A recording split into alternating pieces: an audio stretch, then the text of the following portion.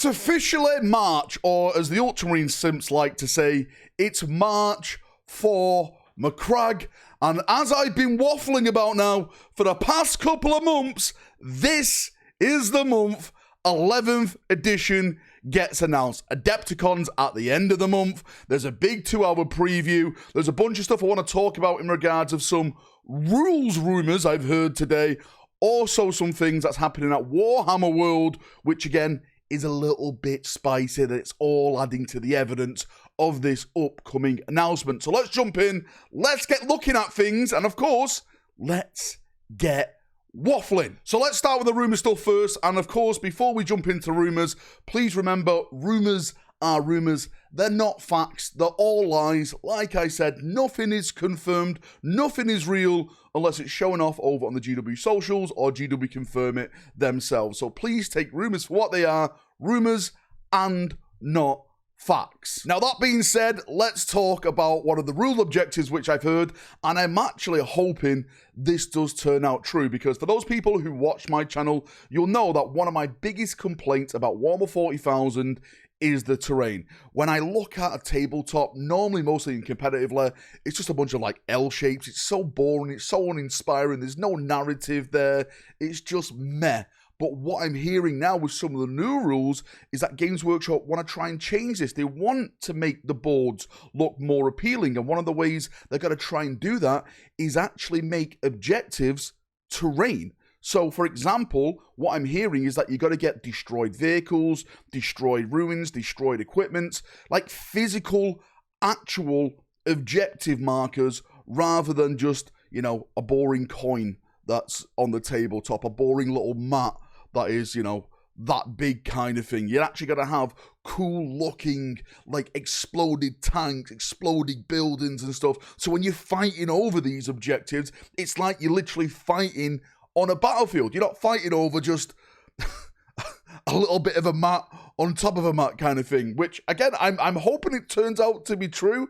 I really do hope we get more terrain rules, more terrain changes when it comes to the next edition, because I think that is something that is key to have a fun game in Warhammer 40,000. That's just my take. I'm sure some people will disagree, but that's one of the big rumors that I'm hearing. I've also spoke about another rumor I've heard about rules, and that is this edition is supposed to be back-end compatible. So whatever codex you have, this edition, 10th edition, will be able to work going forward in 11th until they get their new codex, of course. I don't know, again, I don't know how true that is. I hope it's true, because that means that people, you know, are not just going to be jumping in and, you know, have hardly like no rules for their army and stuff, so people can survive at the start.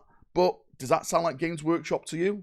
I'll leave that question, that debate, up to you chaps in the comment section. And last week, if you remember, we spoke about Eldar Exodites in the kill team. We spoke about Legion of the Damned in a potential kill team, the rumors, which again sounds absolutely bloody amazing. Another rumor I've heard, apparently attached to kill team, is Ork related, more WoW stuff coming, and apparently that is where we're going to get new Mega Knobs. Mega Knobs are supposed to be in a kill team, which, if that does turn out to be true, I'm wondering if that's going to be one of the first kill teams, because, of course, the rumor is, I'm sorry, I have to keep going over this, that the start of 11th edition is going to be Orks versus Marines. Apparently, there's no Mega Knobs inside of the 11th edition box set. A lot of people want new Mega Knobs, and rightly so. I love a good Mega Knob, and it's not in the box set. So people are like, where the hell are Mega Knobs? Well, apparently, that's going to be kill team. So maybe the next kill team box is going to come out maybe just after the 11th edition launch box, around June. That is what the rumor date is,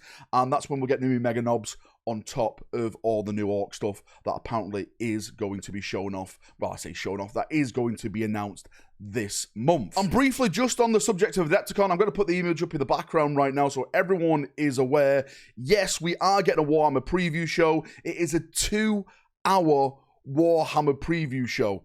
I personally think we're going to get like an hour's worth of 40k, and the rest will be like maybe AOS, Old World, Horrors, Heresy, hopefully. Again, if you go back 3 years ago, literally to Adepticon, they announced Lionel Johnson there, and they also announced the last edition, which we're in right now, 10th edition. So I think they're going to announce the Armageddon book. We're going to see Yarrick and everything like that. And of course, we're going to get the announcement. We're going to get the CGI trailer of the brand new edition. But that's all ifs, buts, and maybes at this moment in time. And I guess we'll see towards the end of the month. I'm going to do a dedicated video to that towards Adepticon. And of course, we're doing a watch along and all the cool stuff. Hopefully, fingers crossed. Is it Vindication Rack or is it Valrak had to shave his head rack? We'll find out very, very bloody soon. And I hope you brought your foil hats, because this is where we get deep and we get wet. Because I had some friends who were at Warhammer World this past weekend. They went around the display areas and there were certain armies that weren't in the cabinets. We've done this before and it's all happened with like the Dark Angels, the Space Wolves. They got brand new announcements. They got brand new models, brand new big pages in certain books that came out. This time, image in the background right now, the Krieg stuff is not in the display cabinets. Now, I will say this, there's a couple of reasons. One reason is, of course, they're using it for promotional shots and stuff like that. Second reason is they're literally just cleaning it and putting it back in there so it looks nice for people. I've always argued that if they're going to clean it, they're probably going to clean it after hours, because if they clean it when people are there to see it, it doesn't make sense. So I personally think it's for promotional images. And of course, Krieg have been heavily involved in the Armageddon recent campaigns. So there during the Blood Crusade with Angron and everything like that. There's hardly no mention of Steel Legion anymore, a part of Armageddon. I know, I hate it, it's terrible. Steel Legion needs a refresh, but I just don't think they're going to do it. If you want a gas mask regiment now, they're probably going to say, here's Krieg, and paint it as Armageddon Steel Legion. I know, absolute heresy. On top of that, another army that's not there, you guessed it, it's the boys in green, the Orks. Image in the background once again. Some of the Ork stuff is also not there. Is it all making sense? Is it all starting to build up? Is the foil embedded into my brain so much? And I see theories, I see rumors, I see too much everywhere I look. Absolutely no idea. I'm taking it all. I think it's all happening. It's all coming. This is the month. The countdown is on. We are like 23 days away now from the beginning of Adepticon. And I will have my bloody vindication. Anyway, thanks for coming. Thanks for watching. Hopefully this video kicks you up and we'll have a great start to the week. See you in a bit. Have a great day, evening, night, way around the world. And bye-bye.